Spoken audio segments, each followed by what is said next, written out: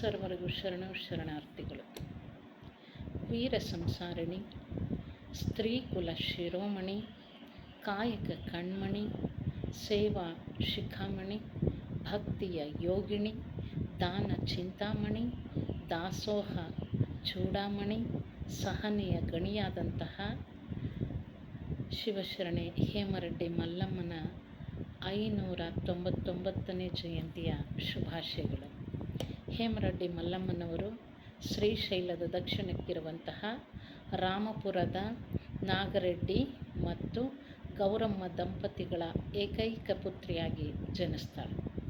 ಈ ಶಿವಭಕ್ತ ದಂಪತಿಗಳಿಗೆ ಬಹುಕಾಲಗಳ ದಿನ ಮಕ್ಕಳಿಲ್ಲದ ಕಾರಣ ಶ್ರೀಶೈಲದ ಮಲ್ಲಿಕಾರ್ಜುನನಲ್ಲಿ ಬೇಡ್ಕೊಳ್ತಾರೆ, ಹರಕೆ ಕಟ್ಕೊಳ್ತಾರೆ, ಪ್ರಾರ್ಥನೆ ಮಾಡ್ತಾರೆ. ಅದರ ಫಲವಾಗಿ ಮಲ್ಲಿಕಾರ್ಜುನನ ಕೃಪಾ ಕಟಾಕ್ಷದಿಂದ ಹುಟ್ಟಿದಂತಹ ಹೆಣ್ಣು ಮಗುವೆ ಈ ಹೇಮರೆಡ್ಡಿ ಮಲ್ಲಮ್ಮ. ಹೇಮರೆಡ್ಡಿ ಮಲ್ಲಮ್ಮ ಬೆಳೆಯುವ ಸಿರಿ ಮೊಳಕೆಯಲ್ಲಿ ಅನ್ನುವಂತೆ ಬಾಲ್ಯದಲ್ಲಿಯೇ ಚನ್ನಮಲ್ಲಿಕಾರ್ಜುನನನ್ನು ಅಂದರೆ ಶ್ರೀಶೈಲದ ಮಲ್ಲಿಕಾರ್ಜುನನನ್ನು ತನ್ನ ಆರಾಧ್ಯ ದೈವವೆಂದು ಭಾವಿಸಿ ಸದಾ ಲಿಂಗ ಪೂಜೆ ಮತ್ತು ಅವನ ಧ್ಯಾನದಲ್ಲಿ ಮಗ್ನಳಾಗಿರ್ತಾ ಇದ್ಳು. ತಮ್ಮ ಏಕೈಕ ಪುತ್ರಿಯನ್ನು ತಂದೆ ತಾಯಿಗಳು ಅತ್ಯಂತ ಸುಖವಾಗಿ ಸಂಸ್ಕಾರವನ್ನು ಕೊಟ್ಟು ಬೆಳೆಸ್ತಾರೆ.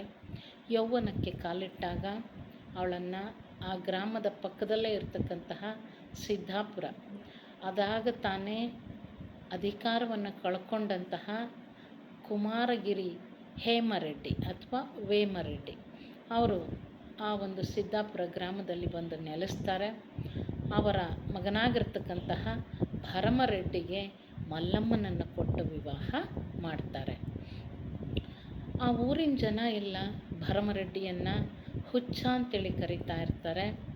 ತನ್ನ ಗಂಡನ ಮುಗ್ಧ ಸ್ವಭಾವವನ್ನು, ಸಾಧು ಸ್ವಭಾವವನ್ನು ಅರಿತಂತಹ ಮಲ್ಲಮ್ಮ ಅವನನ್ನು ಮಹಾದೇವ ಅಂಥೇಳಿ ಪರಿಗಣಿಸಿ ಅವನನ್ನು ಉಪಚರಿಸ್ತಾ ಇರ್ತಾಳೆ. ತನ್ನ ಅತ್ತೆ ಮಾವನನ್ನು ದೈವ ಸ್ವರೂಪ ಅಂತೇಳಿ ತಿಳ್ಕೊಂಡು ಅವರ ಸೇವೆಯನ್ನು ಮಾಡ್ತಾ ಇರ್ತಾಳೆ. ಹೀಗೆ ಕಾಲ ಕಳೀತಾ ಇರುವಾಗ ಕುಮಾರಗಿರಿ ಹೇಮರೆಡ್ಡಿಯ ಇನ್ನಿಬ್ಬರು ಮಕ್ಕಳಿಗೂ ಸಹ ಮದುವೆ ಆಗುತ್ತೆ. ನಾಗಮ್ಮ ಮತ್ತು ಬಸಮ್ಮ ಅಂತಕ್ಕಂಥ ಇಬ್ಬರು ಸೊಸೆಯಂದರು ಬರ್ತಾರೆ.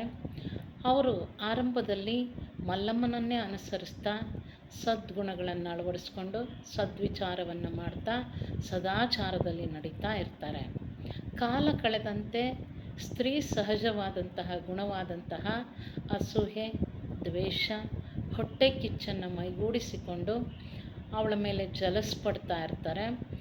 ಮಲ್ಲಮ್ಮನಿಗೆ ಸಿಗುವಂತಹ ಸ್ಥಾನಮಾನಗಳು, ಗೌರವಗಳು ಈ ಮನೆಯಲ್ಲಿ ತಮಗೆ ಸಿಗ್ತಾ ಇಲ್ಲ. ದಿನೇ ದಿನ ಅವಳ ಖ್ಯಾತಿ ಹೆಚ್ಚಾಗ್ತಾ ಇದೆ.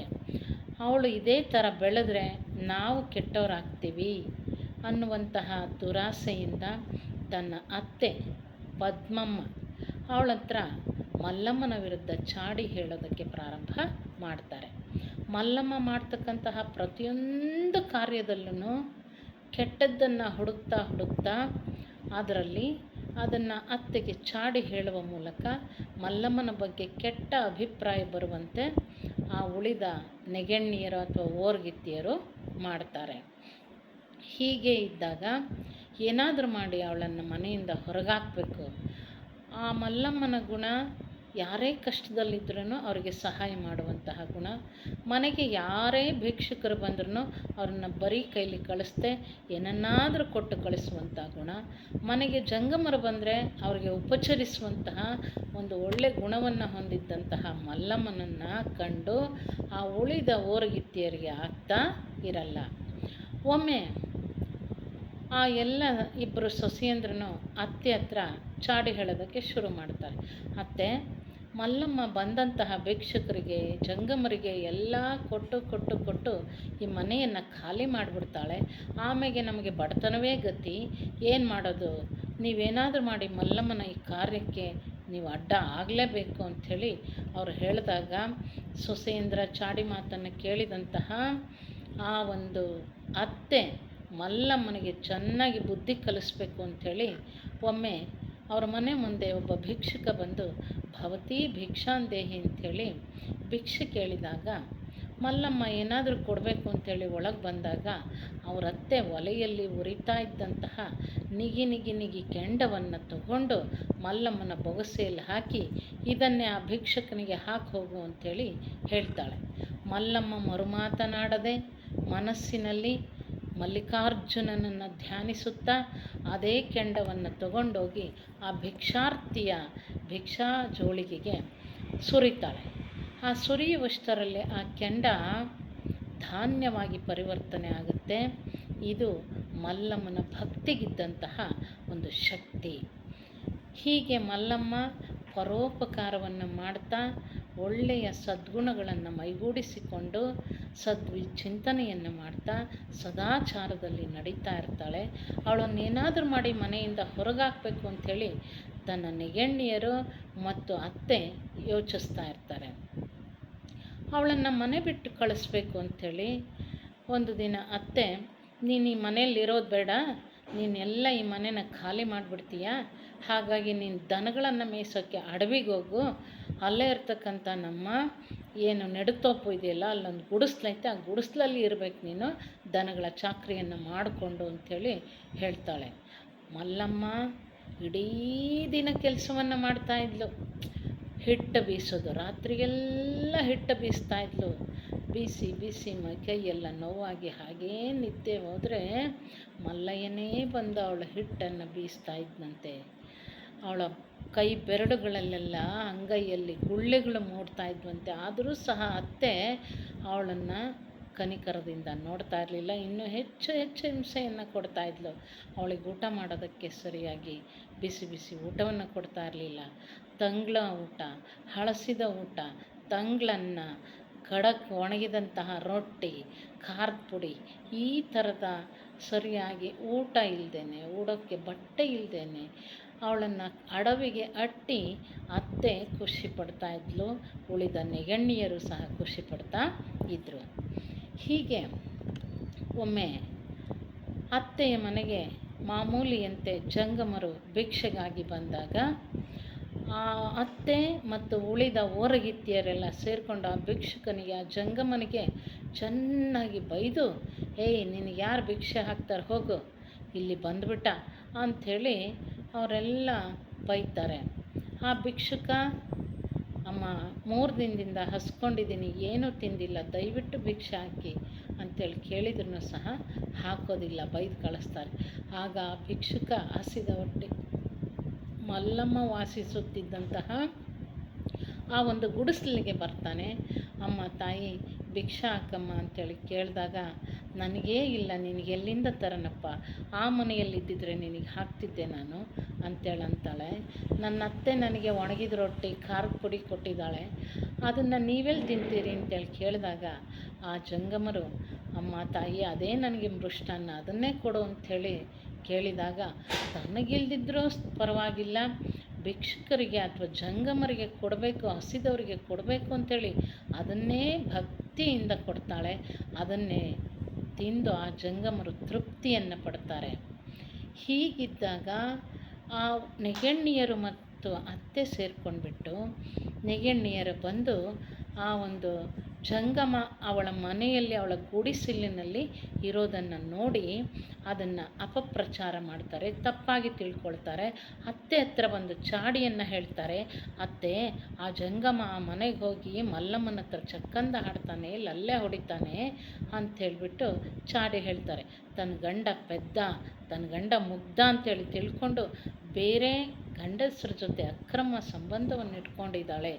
ಇದು ನಮ್ಮ ಮನೆತನಕ್ಕೆ ಕೆಟ್ಟದ್ದನ್ನು ಮಾಡುತ್ತೆ, ನಮ್ಮ ಮನೆಗೆ ಕೆಟ್ಟ ಹೆಸರು ತರಬೇಕು ಅಂಥೇಳಿ ಅವಳು ಹಿಂಗೆ ಮಾಡ್ತಿದ್ದಾಳೆ, ಇದನ್ನು ನೀವು ಸುಮ್ಮನೆ ಬಿಡಬಾರ್ದು ಅಂಥೇಳಿ ಅತ್ತೆಗೆ ಹೇಳಿದಾಗ, ಅತ್ತೆ ಸೊಸೆಯಂದರ ಚಾಡಿ ಮಾತನ್ನು ಕೇಳಿ ತನ್ನ ಮಗ ಭರಮರೆಡ್ಡಿಗೆ ಮಚ್ಚನ್ನು ಕೊಟ್ಟು, ನೋಡು ಅವಳನ್ನು ಕೊಂದು ಬರ್ಬೇಕು ನೀನು ಅಂಥೇಳಿ ಕಳಿಸ್ತಾಳೆ.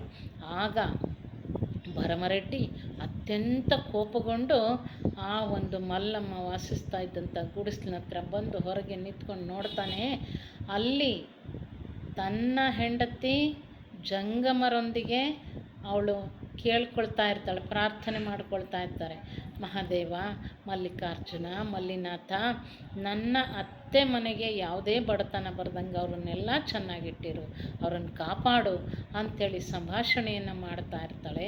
ಇದನ್ನು ನೋಡಿದಂತಹ ಭರಮರೆಡ್ಡಿ ಔಹಾರ್ತಾನೆ, ಸಾಕ್ಷಾತ್ ಶಿವರೂಪಿಯಾದಂತಹ ಮಲ್ಲಿಕಾರ್ಜುನನೇ ನಮ್ಮ ಗುಡಿಸ್ಲಿಕ್ಕೆ ಬಂದಿದ್ದಾನೆ, ತನ್ನ ಹೆಂಡತಿಯಾದಂಥ ಮಲ್ಲಮ್ಮನ ಹತ್ರ ಮಾತಾಡ್ತಾ ಇದ್ದಾನೆ ಅಂಥೇಳಿ ಅದನ್ನು ಕಂಡು ನಿಬ್ಬೆರಗಾಗಿ ನಿಂತ್ಕೊಳ್ತಾನೆ.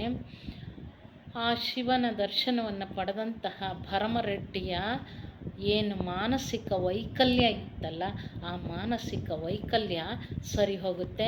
ಅವನು ಮಾಮೂಲಿ ಮನುಷ್ಯ ಆಗ್ತಾನೆ, ಅವನು ಸರಿ ಹೋಗ್ತಾನೆ. ಆಗ ತನ್ನ ಹೆಂಡತಿ ಎಷ್ಟೊಂದು ಸಾಧ್ವಿಮಣಿ ಅನ್ನೋದು ಅವನಿಗೆ ಅರ್ಥ ಆಗುತ್ತೆ. ಆಗ ಮಲ್ಲಮ್ಮನಿಗೆ ದೀರ್ಘದಂಡ ನಮಸ್ಕಾರವನ್ನು ಮಾಡಿ ಅವಳ ಹತ್ರ ಕ್ಷಮೆಯನ್ನು ಕೇಳ್ತಾನೆ ಭರಮರೆಡ್ಡಿ.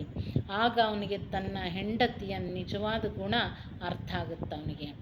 ಹೀಗೆ ಮಲ್ಲಮ್ಮನಿಗೆ ಇಲ್ಲ ಸಲ್ಲದ ಆರೋಪಗಳನ್ನು ಹೊರಿಸಿ ಅವಳನ್ನು ಕೆಟ್ಟವಳನ್ನಾಗಿ ಮಾಡಬೇಕು ಅನ್ನೋದು ಆ ಓರಗಿತ್ತಿಯರ ಮತ್ತು ಅತ್ತೆಯ ಉದ್ದೇಶ ಆಗಿರುತ್ತೆ. ಹೀಗೆ ಮಲ್ಲಮ್ಮ ತನಗೆ ಬಂದಂತಹ ಎಲ್ಲ ಕಷ್ಟಗಳನ್ನು ಅತ್ಯಂತ ಸಹನೆಯಿಂದ ಸಹಿಸ್ಕೊಳ್ತಾ ಹೋಗ್ತಾಳೆ, ಅದನ್ನು ನುಂಗ್ತಾ ಹೋಗ್ತಾಳೆ, ಅದನ್ನು ಹಾಗೇ ಸಂತೋಷವಾಗಿ ಸ್ವೀಕರಿಸ್ತಾ ಹೋಗ್ತಾಳೆ. ಒಮ್ಮೆ ಅವ್ರ ಹೊಲದಲ್ಲಿ ಬಿತ್ತೋದಕ್ಕೆ ಅಂತ ಹೇಳಿಬಿಟ್ಟು ಜೋಳವನ್ನು ತಗೊಂಡು ಹೋಗ್ತಾ ಇರ್ತಾಳೆ ಮಲ್ಲಮ್ಮ.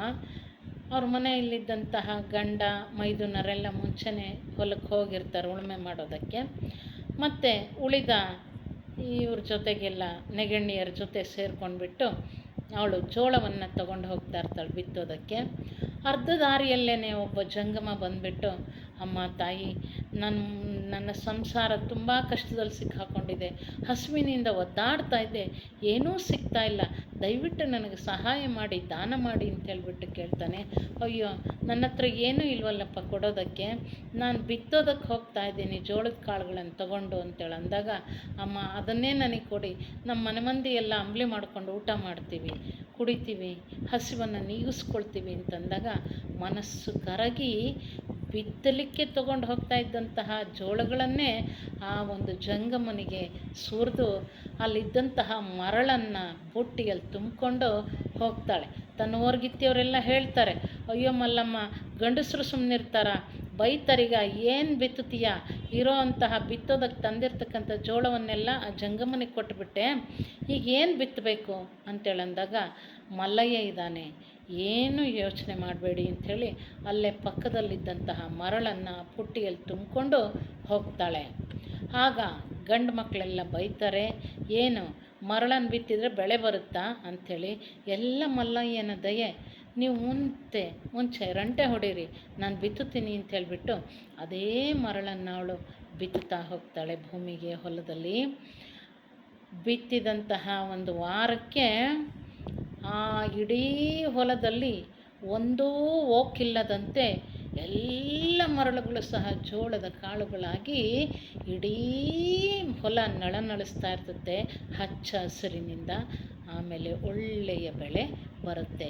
ಮಲ್ಲಮ್ಮನ ದಯೆಯಿಂದ, ಮಲ್ಲಯ್ಯನ ದಯೆಯಿಂದ, ಮಲ್ಲಮ್ಮನ ಒಂದು ಭಕ್ತಿಯಿಂದ ಆ ಒಂದು ಭಾಗಕ್ಕೆ ಒಳ್ಳೆಯ ಮಳೆ ಬೆಳೆ ಆಗುತ್ತೆ. ಹೀಗೆ ಮರಳನ್ನು ಬಿತ್ತಿ ಬೆಳೆಯನ್ನು ತೆಗೆದಂತಹ ಸಾಧ್ವಿಮಣಿ ಹೇಮರೆಡ್ಡಿ ಮಲ್ಲಮ್ಮ ಆಗಿದ್ದಾಳೆ. ಇಂತಹ ಮಲ್ಲಮ್ಮನ ಬಹುದೊಡ್ಡ ಕೊಡುಗೆ ಅಂತಂದರೆ, ಅವಳು ತನ್ನ ದುಶ್ಚಟಗಳ ದಾಸನಾಗಿದ್ದಂತಹ, ವೇಶ್ಯಾಸ್ತ್ರೀಯ ಸಂಘವನ್ನು ಮಾಡಿ ಹಾಳಾಗಿದ್ದಂತಹ, ತನ್ನೆಲ್ಲ ಮನೆಯ ಸಂಪತ್ತನ್ನು ಆ ವೇಶ್ಯಾಸ್ತ್ರೀಗೆ ಸುರಿತಾ ಇದ್ದಂತಹ ವೇಮನ, ಮೈದುನನಾದಂತಹ ವೇಮನನನ್ನು ಯೋಗಿಯನ್ನಾಗಿ ಮಾಡಿದ್ದು ಈ ಒಂದು ಹೇಮರೆಡ್ಡಿ ಮಲ್ಲಮ್ಮನವರು. ಅದು ಅವರ ಬಹುದೊಡ್ಡ ಕೊಡುಗೆ ಆಗಿದೆ. ತನ್ನ ಮೈದುನ ವೇಮನ ದುಶ್ಚಟಗಳ ದಾಸ ಆಗಿರ್ತಾನೆ, ಎಲ್ಲ ಕೆಟ್ಟ ಚಟಗಳನ್ನು ಕಲ್ತಿರ್ತಾನೆ. ಅಷ್ಟೇ ಅಲ್ಲದೆ ವೇಶ್ಯಾಸ್ತ್ರೀಯ ಸಂಘವನ್ನು ಸಹ ಮಾಡಿ ಅವಳು ಏನೇನು ಕೇಳ್ತಾಳೋ ಅವಳ ಆಸೆಯನ್ನೆಲ್ಲ ಈಡೇರಿಸೋದಕ್ಕೆ ಮನೆಯಲ್ಲಿರ್ತಕ್ಕಂಥ ಸಂಪತ್ತನ್ನೆಲ್ಲ ತಗೊಂಡೋಗಿ ಸುರಿತಾ ಇರ್ತಾನೆ. ಒಮ್ಮೆ ಆ ವೇಶ್ಯಾಸ್ತ್ರೀ ನೀರಿಗೆ ಹೋದಾಗ ಮಲ್ಲಮ್ಮನ ಮೂಗಿನಲ್ಲಿದ್ದಂಥ ಮೂಗುತಿಯನ್ನು ನೋಡ್ತಾಳೆ. ಅದು ರತ್ನ ಖಚಿತವಾದಂತಹ ಅತ್ಯಂತ ಸುಂದರವಾದಂತಹ ಆಕೆಯ ತವರು ಮನೆಯವರು ಮಾಡಿಸಿಕೊಟ್ಟಂತಹ ಅತ್ಯಂತ ಅಮೂಲ್ಯವಾದ ಮೂಗುತಿ ಅದಾಗಿರುತ್ತೆ. ಆ ಮೂಗುತಿಯನ್ನು ತಾನು ಧರಿಸ್ಕೋಬೇಕು ಅನ್ನತಕ್ಕಂಥ ಆಸೆ ಆ ವೇಶ್ಯಾಸ್ತ್ರೀಗೆ ಉಂಟಾಗುತ್ತೆ. ತನ್ನ ಮನದ ಆಸೆಯನ್ನು, ಮನದ ಹಂಬಲವನ್ನು ಅವಳು ವೇಮನನ ಹತ್ರ ಹೇಳ್ಕೊಳ್ತಾಳೆ. ನನಗೆ ನಿನ್ನ ಅತ್ತಿಗೆಯ ಮೂಗಿನಲ್ಲಿರ್ತಕ್ಕಂಥ ಮೂಗುತಿ ಬೇಕು ಅಂತ ಹೇಳಿಬಿಟ್ಟು ತಾನು ಸುಖ ಪಡೋದಕ್ಕಾಗಿ ಆ ವೇಶ್ಯಾಸ್ತ್ರೀಯ ಆಸೆಯನ್ನು ಈಡೇರಿಸೋದಕ್ಕೆ, ಬಯಕೆಯನ್ನು ಈಡೇರಿಸೋದಕ್ಕಾಗಿ ಮಲ್ಲಮ್ಮನ ಹತ್ರ, ಅತ್ತಿಗೆಯಾದ ಮಲ್ಲಮ್ಮನ ಹತ್ರ ಬಂದು ವೇಮನ ಕೇಳ್ಕೊತಾನೆ, ಅತ್ತಿಗೆ ನಿನ್ನ ಮೂಗಿನಲ್ಲಿರ್ತಕ್ಕಂಥ ನತ್ತು ನನಗೆ ಬೇಕು. ಅದು ಅವಳಿಗೆ, ಯಾರಿಗೆ, ವೇಶ್ಯಾಸ್ತ್ರೀಗೆ ಬೇಕಂತೆ. ಅವಳು ಇದನ್ನು ಧರಿಸ್ಕೋಬೇಕು ಅಂತೇಳಿ ಆಸೆ ಪಟ್ಟಿದ್ದಾಳೆ. ಆ ಆಸೆಯನ್ನು ನಾನು ಈಡೇರಿಸಬೇಕು, ದಯಮಾಡಿ ಆ ಮೂಗುತಿಯನ್ನು ಕೊಡಿ ಅಂತ ಹೇಳಿಬಿಟ್ಟು ಕೇಳ್ತಾಳೆ. ಹಿಂದೆ ಎಷ್ಟೋ ಬಾರಿ ಮಲ್ಲಮ್ಮ ಅವನಿಗೆ ಎಚ್ಚರಿಸಿರ್ತಾಳೆ, ಇಂಥದ್ದನ್ನೆಲ್ಲ ಮಾಡಬೇಡ, ನಿನ್ನ ಹೆಂಡತಿ ಇದ್ದಾಳೆ ಮನೆಗೆ, ಅವಳ ಜೊತೆ ಸುಖವಾಗಿರು, ಇದೆಲ್ಲ ಒಳ್ಳೆಯದಲ್ಲ ಅಂಥೇಳಿ ಎಷ್ಟು ಹೇಳಿದರೂ ಅವಳ ಮಾತನ್ನು ಕೇಳಿರೋದಿಲ್ಲ. ಈಗ ಮಲ್ಲಮ್ಮ ಮಾತನಾಡದೆ ಮೂಗುತಿಯನ್ನು ಕೊಡೋದಕ್ಕೆ ಒಪ್ಕೋತಾಳೆ. ಆದರೆ ಒಂದು ಕರಾರಿನ ಮೇಲೆ ಕೊಡೋದಕ್ಕೆ ಒಪ್ಕೊಳ್ತಾಳೆ. ಆ ಕರಾರು ಯಾವುದು ಅಂತಂದರೆ, ನೀನು ಆ ಒಂದು ವೇಶ್ಯಾಸ್ತ್ರೀಯ ಮನೆಯಲ್ಲಿ ನೀವು ಮಲಗುವ ಮಂಚದ ಮೇಲೆ ನೀನು ಕೂತಿರಬೇಕು. ಹೋದ ತಕ್ಷಣ ಈ ಮೂಗುತಿಯನ್ನು ಅವಳಿಗೆ ನೀನು ಕೊಡಬಾರ್ದು. ಅವಳು ನಗ್ನವಾಗಿ ನೀನು ಕೂತಿರ್ತಕ್ಕಂಥ ಮಂಚವನ್ನು 3 ಸಾರಿ ಪ್ರದಕ್ಷಿಣೆ ಹಾಕಬೇಕು, ಸುತ್ತಬೇಕು. ನೀನು ತದೇಕ ಚಿತ್ತದಿಂದ ಅವಳ ನಗ್ನ ಶರೀರವನ್ನೇ ನೋಡ್ತಾ ಇರಬೇಕು. ಅವಳು ಹಿಂಬದಿಯಿಂದ ಬಾಗಿ ಆ ಮೂಗುತಿಯನ್ನು ನಿನ್ನ ಹತ್ರ ಇಸ್ಕೋಬೇಕು. ನೀನು ಅವಳ ಶರೀರವನ್ನೇ ನೋಡ್ತಾ ಇರಬೇಕು ಅಂಥೇಳಿ ಹೇಳಿದಂತಹ ಮಲ್ಲಮ್ಮನ ಕರಾರಿಗೆ ಒಪ್ಪಿ ಅವಳ ಮೂಗುತಿಯನ್ನು ಪಡೆದು ವೇಶ್ಯಾಸ್ತ್ರೀಯ ಮನೆಗೆ ಬರ್ತಾನೆ ವೇಮನ. ಅವನು ಮೂಗುತಿಯನ್ನು ತಂದದ್ದು ಅವಳಿಗೆ ಪರಮ ಸಂತೋಷವನ್ನು ಉಂಟು ಮಾಡುತ್ತೆ. ಆಗ ತನ್ನ ಅತ್ತಿಗೆ ಹೇಳಿದಂತಹ ಕರಾರನ್ನು ಆ ವೇಶ್ಯಾಸ್ತ್ರೀಗೆ ಅವನು ಹೇಳ್ತಾನೆ. ಅದಕ್ಕೆ ಅವಳು ಸಂಪೂರ್ಣ ಒಪ್ಪಿಗೆಯನ್ನು ಸೂಚಿಸಿ ನಗ್ನಳಾಗಿ ಅವನ ಮಂಚದ ಮೇಲೆ ಕೂತಿರ್ತಾನೆ. ಆ ಮಂಚವನ್ನು 3 ಬಾರಿ ಪ್ರದಕ್ಷಿಣೆ ಹಾಕ್ತಾಳೆ. ತದನಂತರ ಹಿಂಬದಿಯಿಂದ ಬಗ್ಗಿ ಅವಳು ಕೆಳಗಿನಿಂದ ಆ ಒಂದು ಮೂಗುತಿಯನ್ನು ಪಡಿತಾಳೆ. ಆಗ ಅವಳ ನಗ್ನ ಶರೀರವನ್ನೇ ನೋಡ್ತಾ ತನ್ನ ಮನಸ್ಸಿನಲ್ಲಿ ಭಯಂಕರವಾದಂತಹ ಒಂದು ಜಿಗುಪ್ಸೆ, ಅಸಹ್ಯ ಭಾವನೆ ಅವನಲ್ಲಿ ಉಂಟಾಗುತ್ತೆ. ಆ ಶರೀರದ ಬಗ್ಗೆ ಇಂಥ ಒಂದು ಅಸಹ್ಯವಾಗಿರ್ತಕ್ಕಂತಹ ಇಂಥ ಒಂದು ಶರೀರಕ್ಕೆ ನಾನು ಆಸೆಪಟ್ಟನ ಇಷ್ಟು ವರ್ಷ, ನನ್ನ ಎಲ್ಲ ಬದುಕನ್ನೇ ಹಾಳು ಮಾಡಿಕೊಂಡೆ ಅಂತ ಹೇಳಿಬಿಟ್ಟು ಕಣ್ಣು ಮುಚ್ಚಿ ಅವನ ಮನಸ್ಸಿನಲ್ಲೇ ಒಂದು ಪರಿವರ್ತನೆ ಆಗಿ ಅವನು ಕಣ್ಣು ಮುಚ್ಚಿ ಹೇಳ್ತಾನೆ, ತಾಯಿಯ ಗರ್ಭದಿಂದ ಬರುವ ಸಮಯದಿ ಮೊದಲೊಂಬಟ್ಟೆ ಇಲ್ಲ, ತುದಿಗುಂ ಇಲ್ಲ, ನಡುವೆ ಬಟ್ಟೆ ಧರಿಸುವುದೇತಕ್ಕೆ ತಿಳಿಯಿರಿ ಎಂದು ವಿಶ್ವದಾಭಿರಾಮ ಕೇಳುವೇಮ ಅಂಥೇಳಿ ಅವನು ತನ್ನ ಬಟ್ಟೆಯನ್ನೆಲ್ಲ ಕಳಚಿ ಅವನು ತತ್ವಜ್ಞಾನವನ್ನು ಹೇಳ್ತಾ ಕಿರುಚ್ತಾ ಆ ಮನೆಯಿಂದ ಹೊರಡ್ತಾನೆ. ಹೊರಟು ಅಲ್ಲಿಂದ ಅವನು ಹೊಸ ವೇಮನನಾಗಿ ಪರಿವರ್ತನೆ ಆಗ್ತಾನೆ, ಯೋಗಿ ವೇಮನನಾಗಿ ಪರಿವರ್ತನೆ ಆಗ್ತಾನೆ, ವೈರಾಗಿಯಾಗಿ ವಿರಾಗಿಯಾಗಿ ಪರಿವರ್ತನೆ ಆಗ್ತಾನೆ. ತನ್ನ ಮನೆಯಲ್ಲಿ ಹೊಲದಲ್ಲೆಲ್ಲ ಕೆಲಸವನ್ನು ಮಾಡ್ತಾ ಇರ್ತಾನೆ. ಜನರೆಲ್ಲ ಅಪಹಾಸ್ಯವನ್ನು ಮಾಡ್ತಾರೆ. ಆದ್ರೂ ಅವನು ಅತ್ತಿಗೆಗೆ ಬಂದು ಹೇಳ್ತಾನೆ, ಅದು ಯಾವುದಕ್ಕೂ ನೀನು ತಲೆ ಕೆಡಿಸ್ಕೋಬೇಡ ಅಂಥೇಳಿ ಅವಳು ಹೇಳ್ತಾಳೆ. ಹೀಗೆ ಒಬ್ಬ ದುಶ್ಚಟಗಳ ದಾಸನಾಗಿ ವೇಶ್ಯಾಸ್ತ್ರೀಯ ಸಂಘ ಮಾಡಿದಂತಹ ಒಬ್ಬ ವೇಮನನನ್ನು ಮಹಾಯೋಗಿ ವೇಮನನನ್ನಾಗಿ ಮಾಡಿದ್ದು ಈ ಮಹಾತಾಯಿಯಾದಂತಹ ಹೇಮರೆಡ್ಡಿ ಮಲ್ಲಮ್ಮ. ಇದು ಅವಳು ನಮಗೆ ಕೊಟ್ಟಂತಹ ಬಹುದೊಡ್ಡ ಕೊಡುಗೆ ಅಂತೇಳಿ ನಾವು ಹೇಳಬಹುದು. ಇಷ್ಟೆಲ್ಲ ಆದಮೇಲೆ ಒಮ್ಮೆ ಕನಕದಾಸರು ಶ್ರೀಹರಿಯ ಭಕ್ತರಾಗಿದ್ದುಕೊಂಡು ಅವರು ತಿರುಪತಿಗೆ ಹೋಗಬೇಕು ಅಂತೇಳಿ ಶ್ರೀಶೈಲದ ಮಾರ್ಗವಾಗಿ ಹೋಗ್ತಾ ಇರ್ತಾರೆ. ಶ್ರೀಶೈಲದ ಮಾರ್ಗವಾಗಿ ಹೋಗ್ತಾ ಇರುವಾಗ ನಾನು ತಿರುಪತಿಯ ತಿಮ್ಮಪ್ಪನ ಭಕ್ತ, ಆದರೆ ಶ್ರೀಶೈಲದ ಮಲ್ಲಿಕಾರ್ಜುನನ ದರ್ಶನವನ್ನು ನಾನು ಮಾಡಬಾರ್ದು, ಅದು ಅಪರಾಧ ಅಂತೇಳಿ ತಿಳ್ಕೊಂಡು ಆ ಮಾರ್ಗ ಮುಗಿಯೋ ತನಕನೂ ಅವನು ಕಣ್ಣು ಮುಚ್ಕೊಂಡಿರ್ತಾನೆ. ಅವನ ಸಹಪಾಠಿಗಳು ಅವನನ್ನು ಕರ್ಕೊಂಡು ಹೋಗ್ತಾ ಇರ್ತಾರೆ. ಆಮೇಲೆ ಅವನು ಹೋಗಿ ತಿರುಪತಿಯನ್ನು ತಲುಪಿದ ಮೇಲೆ ಕಣ್ಣನ್ನು ಬಿಡ್ತಾನೆ, ಆದರೆ ಅವನ ಕಣ್ಣಿನ ದೃಷ್ಟಿಯೇ ಹೋಗಿರುತ್ತೆ. ಆಗ ತಿರುಪತಿಯ ತಿಮ್ಮಪ್ಪನಲ್ಲಿ ಬೇಡ್ಕೊಳ್ತಾನೆ, ಶ್ರೀಹರಿ ವೆಂಕಟೇಶ್ವರ, ನಾನು ನಿನ್ನ ದರ್ಶನವನ್ನು ಮಾಡೋಕ್ಕೆ ಬಂದಿರೋದು, ಹಾಗಾಗಿ ಆ ಮಲ್ಲಯ್ಯನ ದರ್ಶನ ಮಾಡಬಾರ್ದು ಅಂಥೇಳಿ ಕಣ್ಣು ಮುಚ್ಕೊಂಡು ಬಂದೆ, ಆದರೆ ನನ್ನ ಕಣ್ಣಿನ ದೃಷ್ಟಿಯೇ ಹೋಗ್ಬಿಟ್ಟಿದೆ, ದಯಮಾಡಿ ನನಗೆ ಕಣ್ಣಿನ ದೃಷ್ಟಿಯನ್ನು ಕೊಡು ಭಗವಂತ ಅಂತೇಳಿ ಕೇಳ್ಕೊತಾನೆ. ಆದರೆ ವೆಂಕಟೇಶ್ವರ, ಆ ತಿರುಪತಿಯ ತಿಮ್ಮೇಶ್ವರ ಹೇಳ್ತಾನೆ, ಇಲ್ಲ, ಅವನು ಮಹಾದೇವ, ಅವನ ಉರಿಗಣ್ಣಿಗೆ ನಾವು ಸಹ ತಡ್ಕೊಳ್ಳೋಕ್ಕೆ ಸಾಧ್ಯ ಇಲ್ಲ, ಅಂಥವನ ದರ್ಶನವನ್ನು ಮಾಡ್ದಂಗೆ ಬಂದಿದ್ದೀಯಲ್ಲ ನೀನು, ಇದನ್ನು ನಾನು ಪರಿಹಾರ ಮಾಡೋದಕ್ಕೆ ಸಾಧ್ಯ ಇಲ್ಲ, ನೀನು ಶ್ರೀಶೈಲದ ಮಲ್ಲಿಕಾರ್ಜುನನ ಹತ್ರನೇ ಹೋಗಿ ನಿನ್ನ ಸಮಸ್ಯೆಯನ್ನು ಪರಿಹರಿಸಿಕೊ, ಅವನ ಕ್ಷಮೆಯನ್ನು ಕೇಳಿ ಅಂತ ಹೇಳಿಬಿಟ್ಟು ಆ ತಿರುಪತಿಯ ತಿಮ್ಮಪ್ಪ ಹೇಳಿದಾಗ ಮತ್ತೆ ಅವನು ಶ್ರೀಶೈಲಕ್ಕೆ ಬಂದುಬಿಟ್ಟು ಮಲ್ಲಿನಾಥನ ದರ್ಶನವನ್ನು ಪಡೆದು ಅವನಲ್ಲಿ ಪ್ರಾರ್ಥನೆಯನ್ನು ಮಾಡಿ ಬೇಡಿಕೊಂಡಾಗ ಆಗ ಮಲ್ಲಿನಾಥ ಹೇಳ್ತಾನೆ, ಇಲ್ಲ ಇಲ್ಲ, ನಾನು ಒಂದು ಕಣ್ಣನ್ನು ಮಾತ್ರ ಕೊಡೋದಕ್ಕೆ ಸಾಧ್ಯ, ಇನ್ನೊಂದು ಕಣ್ಣನ್ನು ನಿನಗೆ ಕೊಡ್ತಕ್ಕಂಥವಳು ಮಹಾಶಿವಶರಣೆ ಆಗಿರ್ತಕ್ಕಂಥ ಹೇಮರೆಡ್ಡಿ ಮಲ್ಲಮ್ಮ, ಅವಳ ಬಳಿ ಹೋಗಿ ನೀನು ಇನ್ನೊಂದು ಕಣ್ಣಿನ ದೃಷ್ಟಿಯನ್ನು ಪಡೆದುಕೋ ಅಂಥೇಳಿ ಹೇಳ್ತಾನೆ.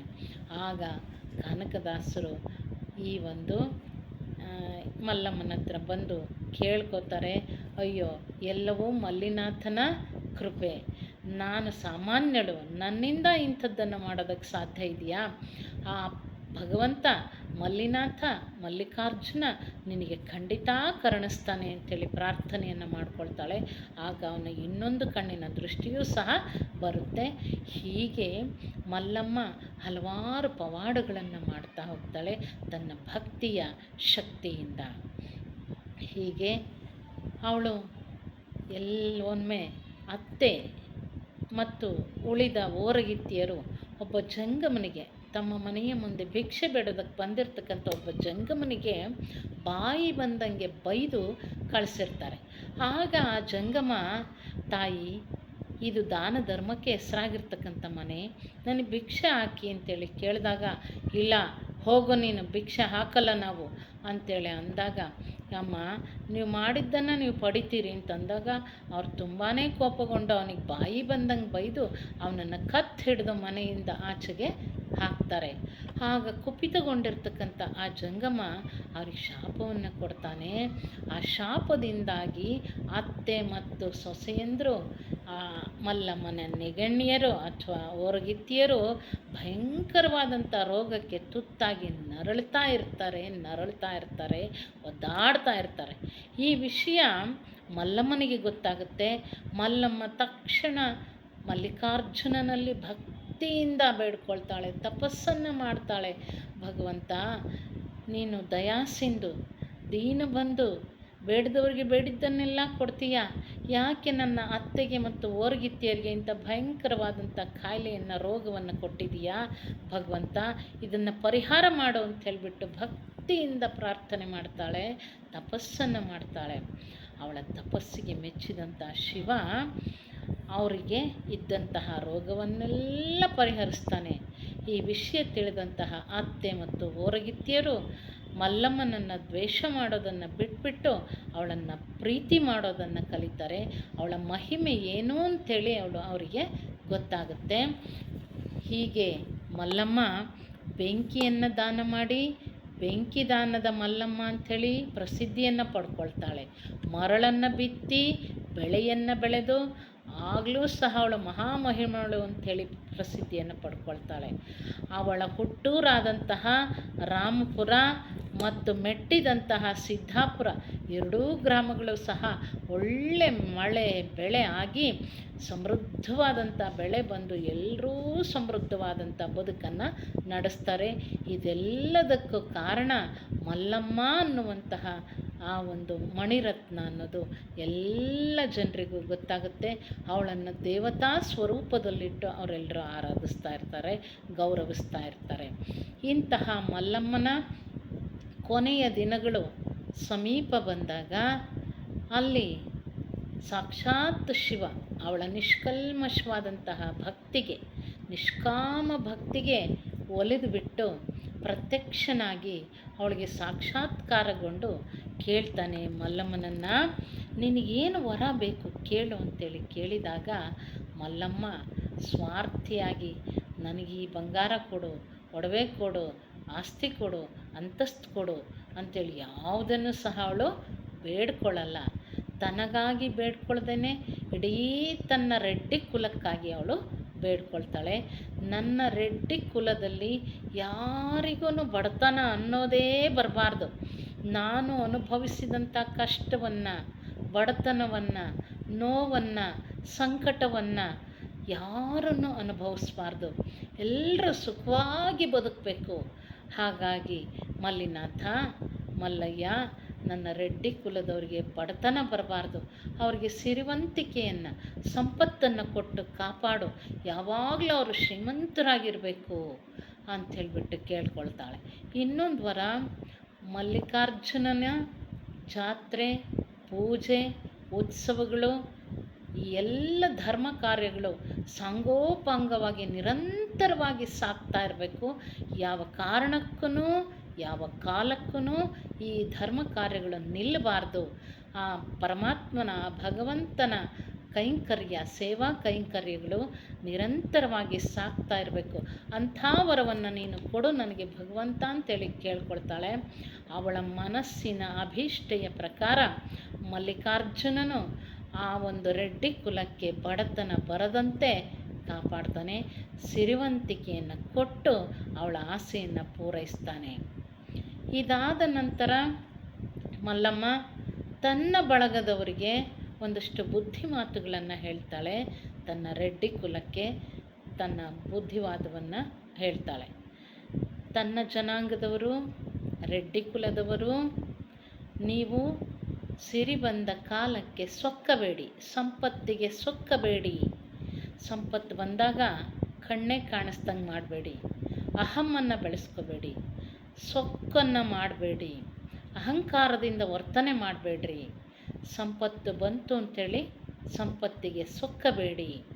ಸಿರಿ ಬಂದ ಕಾಲಕ್ಕೆ ನೀವು ಮೆರಿಬೇಡಿ, ಸಿರಿ ಬಂತು ಅಂತ ಹೇಳಿಬಿಟ್ಟು ಮೆರಿಬೇಡ್ರಿ ಅಂಥೇಳಿ ಹೇಳ್ತಾಳೆ. ಜೊತೆಗೆ ನೀವೆಲ್ಲರೂ ದಾನ ಧರ್ಮದ ಗುಣವನ್ನು ಮೈಗೂಡಿಸ್ಕೊಳ್ರಿ.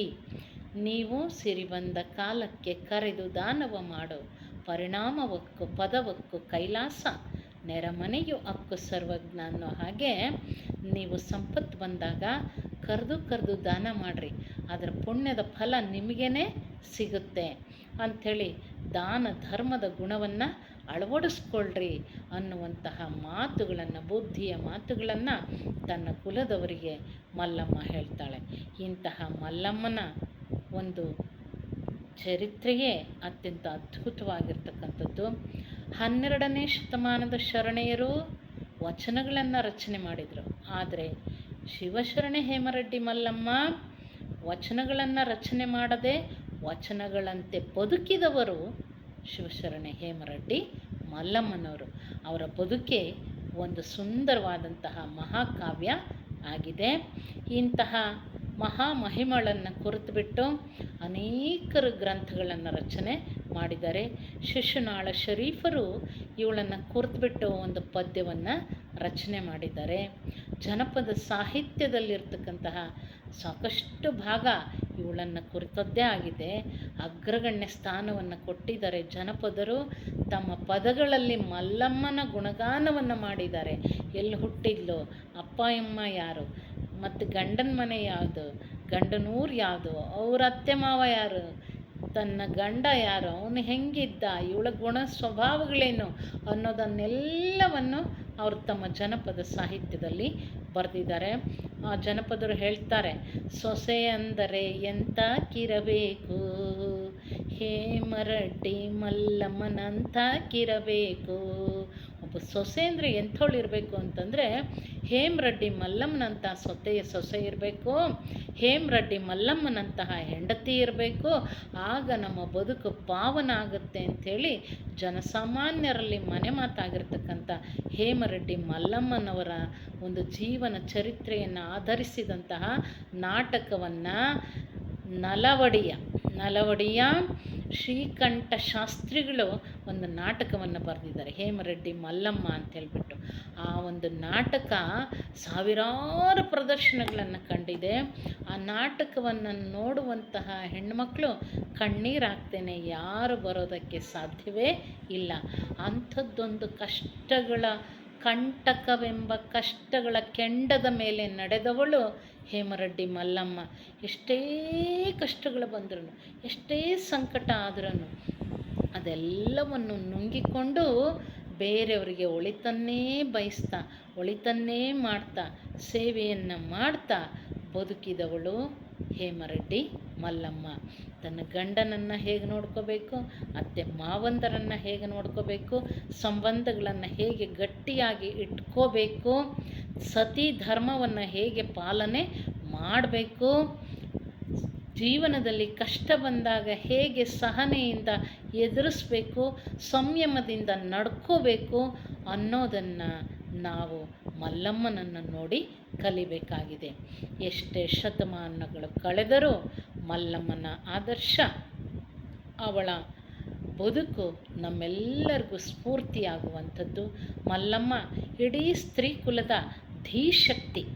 ಒಬ್ಬ ಹೆಣ್ಣುಮಗಳು ಮನಸ್ಸು ಮಾಡಿದರೆ ಎಂಥ ಕಷ್ಟಗಳನ್ನು ಬೇಕಾದರೂ ಸಹಿಸ್ಕೊಂಡ್ಬಿಟ್ಟು ಅವೆಲ್ಲವನ್ನು ಗೆದ್ದು ನಿಲ್ಲಬಲ್ಲಳು ಎಂಬುದಕ್ಕೆ ಅವಳು ಉದಾಹರಣೆ ಆಗಿದ್ದಾಳೆ. ಒಂದು ಧೀಶಕ್ತಿಯಾಗಿ ನಮಗೆ ಕಾಣಿಸ್ತಾಳೆ. ಇಡೀ ಸ್ತ್ರೀ ಕುಲಕ್ಕೆ ಒಂದು ದೊಡ್ಡ ಸ್ಫೂರ್ತಿಯಾಗಿ ನಿಲ್ತಾಳೆ ಹೇಮರೆಡ್ಡಿ ಮಲ್ಲಮ್ಮ. ಇಂತಹ ಹೇಮರೆಡ್ಡಿ ಮಲ್ಲಮ್ಮ ಇಡೀ ಸ್ತ್ರೀ ಕುಲದ ದಾರಿದೀಪ ಆಗಿದ್ದಾಳೆ. ಅವಳ ದೀಪದ ಬೆಳಕಿನಲ್ಲಿ ನಮ್ಮ ಬದುಕನ್ನು ನಾವು ಕಟ್ಟಿಕೊಳ್ಳೋಣ ಅಂತೇಳಿ ಹೇಳ್ತಾ ನನ್ನ ಮಾತುಗಳನ್ನು ಮುಗಿಸ್ತಾ ಇದ್ದೀನಿ. ಮತ್ತೊಮ್ಮೆ ಸರ್ವರಿಗೂ ಶಿವಶರಣೆ ಹೇಮರೆಡ್ಡಿ ಮಲ್ಲಮ್ಮನ 599ನೇ ಜಯಂತಿಯ ಶುಭಾಶಯಗಳು. ಶರಣಾರ್ಥಿಗಳು.